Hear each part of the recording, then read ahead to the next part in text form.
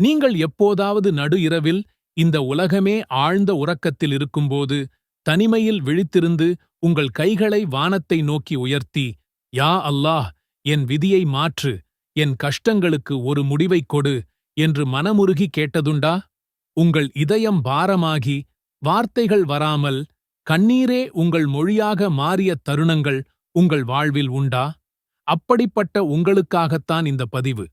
உங்கள் வாழ்வில் அற்புதங்களை நிகழ்த்தக்கூடிய இந்த பிரபஞ்சத்தின் அதிபதியான அல்லாஹ்விடம் நபிமார்கள் கையேந்தி கேட்ட மாத்திரத்திலேயே அங்கீகரிக்கப்பட்ட சக்தி வாய்ந்த துஆக்களைப் பற்றித்தான் நாம் பார்க்கப் போகிறோம். உங்கள் பிரார்த்தனைகள் ஒருபோதும் நிராகரிக்கப்படாத அந்த பொன்னான நேரத்தைப் பற்றியும் அதில் நாம் என்ன கேட்க வேண்டும் என்பதைப் பற்றியும் ஆழமாகத் தெரிந்து கொள்ளலாம். வாருங்கள். நம் ஒவ்வொருவரின் வாழ்க்கையிலும் ஏதோ ஒரு மூலையில் தீர்க்கப்படாத ஒரு பிரச்சனை இருந்து கொண்டுதான் இருக்கிறது. சிலருக்கு அது கழுத்தை நெரிக்கும் கடன் சுமையாக இருக்கலாம். இன்னும் சிலருக்கு அது தீராத நோயாக இருக்கலாம். வேறு சிலருக்கு குழந்தை பாக்கியமில்லையே என்ற ஏக்கமாகவும், சிலருக்கு நல்ல வாழ்க்கைத் துணை அமையவில்லையே என்ற கவலையாகவும், பிள்ளைகளின் எதிர்காலம் என்னவாகுமோ என்ற பயமாகவும் இருக்கலாம். ஆனால் அல்லாஹ்வின் கருணைக் கடலின் ஒரே ஒரு துளி போதும் நம் கவலைக் கடல் முழுவதையும் வற்றச் செய்வதற்கு. அந்த கருணையை அடைவதற்கான ஒரு மிகச் சிறந்த வழிதான் தஹஜ்ஜுத் தொழுகை. நமக்கு எது நல்லது, எது கெட்டது என்று முழுமையாக நமக்குத் தெரியாது. ஆனால் அல்லாஹ் அனைத்தையும் அறிந்தவன். எனவே நம்முடைய குறுகிய அறிவைக் கொண்டு கேட்பதை விட அல்லாஹ்வின் பரந்த ஞானத்திடம் நம்மை ஒப்படைப்பதுதான் புத்திசாலித்தனம். அதற்கான ஒரு அற்புதமான துஆ இது. اللهم إنا نسألك من خير ما سألك منه نبيك محمد صلى الله عليه وسلم ونعوذ بك من شر ما استعاذك منه نبيك محمد صلى الله عليه وسلم وأنت المستعان وعليه البلاغ ولا حول ولا قوة إلا بالله. يا الله, உன்னுடைய நபி முஹம்மது ஸல்லல்லாஹு அலைஹி வஸல்லம் அவர்கள் உன்னிடம் எந்த நன்மைகளையெல்லாம் கேட்டார்களோ அந்த நன்மைகளை நாங்களும் உன்னிடம் கேட்கிறோம். அவர்கள் எந்த தீமைகளிலிருந்து உன்னிடம் பாதுகாப்பு தேடினார்களோ அந்த தீமைகளிலிருந்து நாங்களும் உன்னிடம் பாதுகாப்பு தேடுகிறோம். நீயே உதவி தேடப்படுபவன். உன் செய்தியை எத்தி வைப்பதே எங்கள் கடமை. பாவங்களிலிருந்து விலகிக் கொள்வதும் நன்மை செய்யும் ஆற்றலும் அல்லாஹ்வைக் கொண்டே தவிர வேறு இல்லை. இந்த துஆவின் அழகை பாருங்கள். நீங்கள் ஒட்டுமொத்த உலகத்தின் நன்மைகளையும் நபி ஸல்லல்லாஹு அலைஹி வஸல்லம் அவர்கள் கேட்ட அத்தனை நன்மைகளையும் ஒரே துஆவில் கேட்டுவிடுகிறீர்கள். உங்கள் விதியை நல்லதாக ஆக்குமாறு அல்லாஹ்விடமே பொறுப்பை ஒப்படைக்கிறீர்கள். இதைவிட சிறந்த ஒரு பிரார்த்தனை இருக்க முடியுமா? இந்த துஆக்களை வெறும் வார்த்தைகளாக மட்டும் ஓதாதீர்கள்.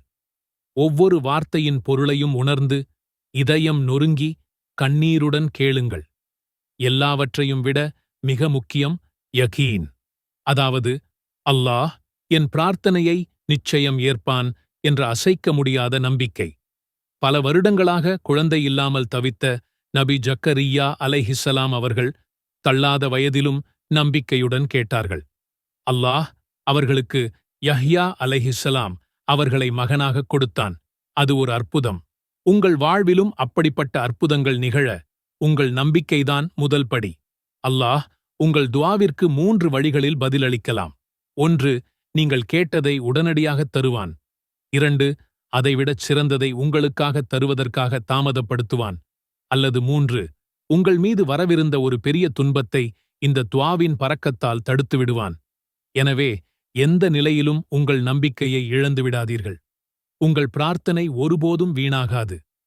தஹஜ்ஜுத் நேரம் என்பது அல்லாஹ் தன் அடியார்களுக்காக வானத்தின் கதவுகளைத் திறக்கும் நேரம். உங்கள் கவலைகளையும் கண்ணீரையும் கனவுகளையும் அவனிடம் நேரடியாக சமர்ப்பிக்க கிடைத்த ஒரு தங்கமான வாய்ப்பு. இன்றிலிருந்தே தொடங்குங்கள். இரவின் கடைசி பகுதியில் எழுந்து 2 ரகத்கள் தொழுது இந்த சக்தி வாய்ந்த துஆக்களைக் கொண்டு உங்கள் இறைவனிடம் மன்றாடுங்கள். உங்கள் வாழ்வில் அதிசயங்கள் நிகழ்வதை உங்கள் கண்களாலேயே காண்பீர்கள். இன்ஷா அல்லாஹ். நேற்று ராத்திரி ஒரு வாட்ஸ்அப் மெசேஜ் வந்தது. அக்கா, எங்க வீட்ல சிறிய விஷயத்துக்கே கத்தல், குழப்பம், குழந்தைகள் அழுதுடறாங்க. நாங்க இருவரும் ஒருவரையொருவர் பேசிக்காம நாளாச்சு. இந்த மெசேஜ் உங்களுக்கு பரிச்சயமா? ஒரு நிமிஷம் யோசிச்சு பாருங்க. நீங்க அனுப்பின மெசேஜ் மாதிரி இல்லையா இது? இதுதான் இன்றைய உண்மை. நாம் வாட்ஸ்அப் ஸ்டேட்டஸ் பார்த்து சிரிக்கிறோம். இன்ஸ்டாகிராமில் அடுத்தவங்க சந்தோஷத்தை பார்த்து பெருமூச்சு விடுறோம். ஆனா வீட்டுக்குள்ள நிம்மதி இல்லாம போயிடுச்சு. ஒரு சின்ன சத்தம், ஒரு தவறான பார்வை, அவ்வளவுதான். அமைதி கலஞ்சு, சண்டை சச்சரவாக மாறி, சில சமயங்களில் சில நாட்களுக்கு பேசிக்கூட மாட்டேங்கிறோம். என்னங்க இது வாழ்க்கை? இந்த கேள்விக்கு ஒரு தீர்வு இருக்குன்னு சொன்னா நம்புவீங்களா? ஒரே ஒரு சூரா, அதுவும் சூரத்துன் நூர், நம் வீட்டை மீண்டும் சிரிப்பால் நிரப்பும். எப்படி? இது வெறும் வசனங்கள் இல்லைங்க. குடும்ப வாழ்க்கைக்கு, சமூக ஒழுக்கத்துக்கு அல்லாஹ் கொடுத்த ஒரு முழுமையான கையேடு. சரி, இதுக்கு என்ன செய்யணும்? என்ன விதிகளை பின்பற்றணும்? இப்பவே சொல்றேன், கவனமா கேளுங்க. இது உங்க குடும்ப வாழ்க்கைய மாத்தப் போகுது. இந்த குழப்பம் நம்மோட மட்டும் இல்லைங்க. இது ஒரு உலகளாவிய பிரச்சனை. கடந்த ஆண்டு நடந்த ஒரு சர்வே சொல்லுது, தமிழ்நாட்டில் ஒவ்வொரு 4வது குடும்பத்திலும் தினமும் குறைந்தது ஒரு வாக்குவாதம் நடக்குதாம். Reference to a hypothetical survey from the prompts context. இதுல கொடுமை என்னன்னா, அதில் 68% விவாதங்கள். அவர் என்ன நினைப்பாரு? இவள் ஏன் அப்படி செஞ்சா என்ற சந்தேகத்திலிருந்துதான் தொடங்குகிறது.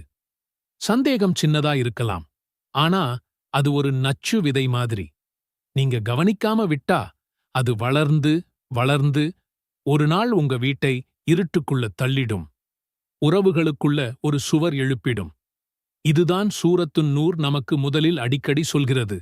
ஆதாரமில்லாமல் யோசிக்காதே, கற்பனை பண்ணிக்காதே. இல்லையெனில் நீயே அவதூறில் சிக்கிக் கொள்வாய். இது சாதாரண அறிவுரை அல்ல. இது நேரடியான எச்சரிக்கை. ஒருவரைப் பற்றி தவறாக நினைப்பது, ஆதாரமில்லாமல் முடிவெடுப்பது எவ்வளவு பெரிய ஆபத்து என்பதை இந்த சூரா அழுத்தமாகச் சொல்கிறது. குடும்பத்தில் ஒருத்தர் மேல இன்னொருத்தருக்கு நம்பிக்கை குறையும்போது அங்கே அன்பு குறையும், நிம்மதி போகும். ஒரு சின்ன சந்தேகம் எவ்வளோ பெரிய பிரச்சனையை உருவாக்கும் தெரியுமா? உதாரணத்துக்கு, கணவன் மனைவியின் போனை செக் பண்றது, மனைவி கணவனின் நண்பர்களை சந்தேகப்படுறது, குழந்தைகள் பெற்றோரை நம்பாம ரகசியங்கள் வைக்கிறதுன்னு இந்த சந்தேகப்புழு ஒவ்வொரு உறவையும் அரிச்சுக்கிட்டே இருக்கும். இந்த நச்சு விதையை எப்படி வேரோட களையறதுன்னு சூரா நமக்கு தெளிவான வழியைக் காட்டுது. சூரத்துன் நூரின் 12வது வசனம் நேராகப் பேசுது, முஃமினான ஆண்களும் முஃமினான பெண்களுமாகிய நீங்கள் இதனை கேள்வியுற்ற போது தங்களைப் போன்ற முஃமினானவர்களைப் பற்றி நல்லெண்ணங்கொண்டு இது பகிரங்கமான வீண் பழியேயாகும் என்று கூறியிருக்க வேண்டாமா? அதாவது, ஒருத்தர் மேல ஒருத்தர் தவறான எண்ணங்களை வளர்த்துக்காதீங்க, ஆதாரமில்லாமல் குற்றச்சாட்டுகளை அடுக்காதீங்கன்னு அர்த்தம். இது வெறும் கணவன் மனைவிக்கு மட்டும் இல்லைங்க. இந்த வசனம் சமூகத்தில் தவறான குற்றச்சாட்டுகளை தடுக்கும் விதிகளை நமக்கு உணர்த்துகிறது. ஆதாரமில்லாமல் ஒருவரைப் பற்றி பேசுவது அல்லது நினைப்பது ஒரு கட்டத்தில் அவதூறாக மாறி உறவுகளையே உடைத்துவிடும். சரி, நடைமுறை டிப்ஸ் என்ன? யாரையும் எதையும் சந்தேகிக்கிறீர்கள் என்றால் முதல் 3 நிமிஷம் வாயை மூடுங்க. ஆமாங்க, சும்மா இருங்க. அந்த 3 நிமிஷம் உங்க கோபமும் சந்தேகமும் கொஞ்சம் அடங்கும். அப்புறம் ஒரு குறிப்பு எழுதுங்க, என்ன ஆதாரம் இருக்கு என்று. இந்த இடைவெளி உங்க நிம்மதியை காப்பாற்றும், உங்க உறவையும் காப்பாற்றும். ஒரு விஷயம் பத்தி சந்தேகம் வரும்போது உடனே அதை வாய்விட்டு சொல்லாம மூச்சு விட்டு யோசிங்க. உங்க மனசுக்குள்ள ஒரு கேள்வி கேளுங்க, இது உண்மையா? இதுக்கு என்கிட்ட ஏதாவது ஆதாரம் இருக்கா? இல்ல வெறும் அனுமானமா? அடுத்த முக்கியமான வழிகாட்டுதல் சூரத்துன் நூரின் 27வது வசனத்தில் இருக்கு. ஈமான் கொண்டவர்களே, உங்கள் வீடுகளல்லாத வேறு வீடுகளில் அவ்வீட்டிலுள்ளவர்களிடம் அனுமதி பெற்று அவர்களுக்கு சலாம் சொல்லாதவரை அவற்றினுள் பிரவேசிக்காதீர்கள். அவ்வாறு நடப்பதுவே உங்களுக்கு நன்மையாகும். நீங்கள் நற்போதனை பெறுவதற்கு இது உங்களுக்கு கூறப்படுகிறது. வீட்டுக்குள் நுழைவதற்கு முன் அனுமதி கேளுங்கள். இது வெளிநபருக்கு மட்டும் இல்லைங்க, உங்க சொந்த வீட்டுக்குள்ளேயே இந்த விதி பொருந்தும். உங்க மனைவியின் ஹேண்ட்பேக்கை, குழந்தையின் டைரியை, கணவனின் பர்ஸை அல்லது ஒரு அண்ணனின் லேப்டாப்பை எடுக்கும் முன் ஒரு என்னடா அல்லது நான் எடுத்துக்கலாமா என்று கேட்கிற கர்ட்டசி வேணும். இது வெறும் பொருள் பத்தி மட்டும் இல்ல, ஒருத்தரின் தனிப்பட்ட விஷயங்களை அவங்க அனுமதி இல்லாம பார்க்கிறது, நோன்றது, படிக்கிறது, இதெல்லாமே தனி உரிமை மீறல்தான். சூரத்துன் நூரின் வழிகாட்டுதல்கள் வெறும் தனிப்பட்ட விஷயங்களோடு நிற்கவில்லை, அவை சமூக ஒழுக்கத்தின் அடித்தளத்தையும் உருவாக்குகின்றன. குறிப்பாக தவறான குற்றச்சாட்டுகளுக்கு எதிரான கடுமையான சட்டங்களை இந்த சூரா முன்வைக்கிறது. 4வது வசனம் சொல்லுது, யார் கற்புள்ள பெண்கள் மீது பழி சுமத்தி பின்னர் 4 சாட்சிகளை கொண்டு வரவில்லையோ அவர்களுக்கு 80 கசையடிகள் கொடுங்கள். இது எவ்வளவு கடுமையான விதி பார்த்தீங்களா? இது வெறும் தண்டனை பற்றியது அல்ல, சமூகத்தில் அவதூறு பரவுவதை தடுப்பதற்கான ஒரு பாதுகாப்பு அரண். இந்த சூரா வெறும் சமூக விதிகள் மட்டுமில்லை, இது ஒரு ஆழமான ஆன்மீக பாடத்தையும் நமக்கு கற்றுத்தருகிறது. அத்தியாயம் அல்லாஹ்வின் திருப்பெயரால் தொடங்குகிறது. இது இறைவனின் அருள் மற்றும் நீதியை வலியுறுத்துகிறது. நாம் இந்த விதிகளை பின்பற்றுவது வெறும் சடங்குக்காக இல்லை, மாறாக அல்லாஹ்வை நம்புவதாலும் அவனது சட்டங்களை மதிப்பதாலும் தான். இறுதி நாளையும் அல்லாஹ்வையும் நம்புவோர் இந்த சட்டங்களை கடைப்பிடிக்க வேண்டும் என இந்த சூரா கூறுகிறது.